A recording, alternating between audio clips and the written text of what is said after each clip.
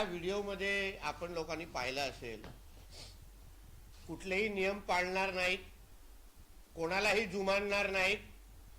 जिथे शासकीय जमिनी आहेत तिथे हे लोकांनी अनधिकृत मदरसा बांधलेले आहेत, अनधिकृत मशिदी बांधलेल्या आहेत.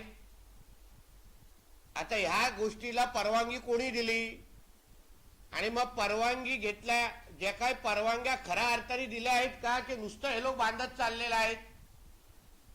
कुठल्याही हिंदूला कुठल्याही शासकीय जमिनीवर एक छोटं झोपडं पण उभं केलं तर महापालिका आयुक्त, महापालिका अधिकारी किंवा खालचे काही त्यांचे सहकारी सोडतात का?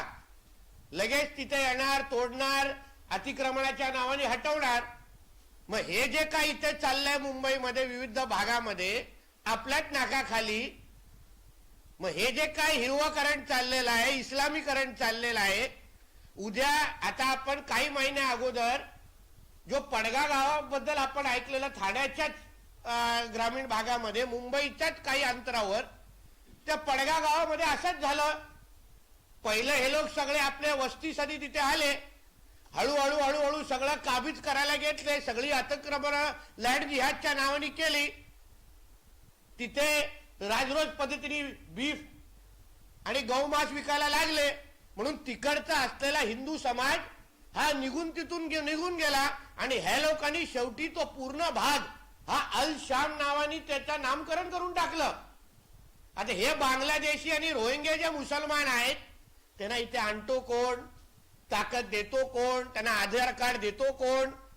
त्यांना ह्या सगळीकडे पाणीचे कनेक्शन, लाईटचं कनेक्शन देतो कोण? प्रशासनामध्ये कोण औरंगजेब बसलाय महापालिकेच्या प्रशासनामध्ये, जो ह्या सगळ्या गोष्टीला आतापर्यंत आशीर्वाद देत आलेला होता?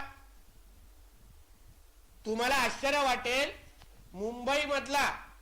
मुंबईचा जो कचऱ्याचा जो कॉन्ट्रॅक्ट आहे पूर्ण मुंबईच्या विविध भागाचा, तो पण एका मुसलमान व्यक्तीकडे आहे. आणि तो काय करतो, जे काही ड्रायव्हर, जे काही कचरा उचलण्यासाठी तुम्हाला ज्या गाड्या दिसतात, तुम्ही बहुसंख्य ड्रायव्हरांशी बोला, ते सगळे तुम्हाला बांगलादेशी आणि रोहिंग्या मुसलमान तुम्हाला दिसतील. म्हणजे तुम्ही पॅरिस बद्दल ऐकलं असेल की पॅरिसमध्ये असंच झालं. पॅरिस पण आपल्यासारखंच एक आंतरराष्ट्रीय शहर होतं.